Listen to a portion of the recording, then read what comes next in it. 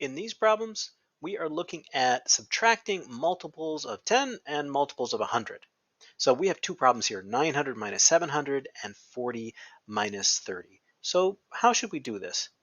Well, there is the tried and true method where you take the numbers and you stack them up with their place values lined up in the same column. So the ones on top of the ones, the tens on top of the tens, and then you start subtracting 0 minus 0, well, that's just 0, and 4 minus 3 is 1, so 40 minus 30 is 10.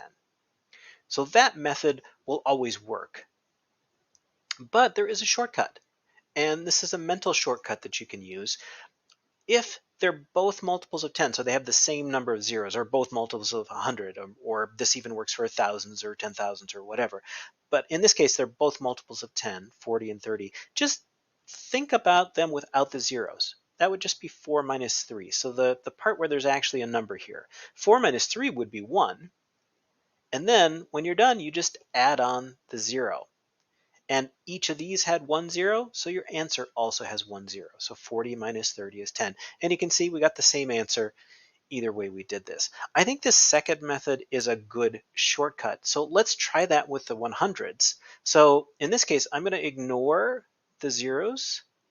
They both have 2 zeros, so I'm ignoring the same number of zeros. And then that just comes down to 9 minus 7. Well, that's 2.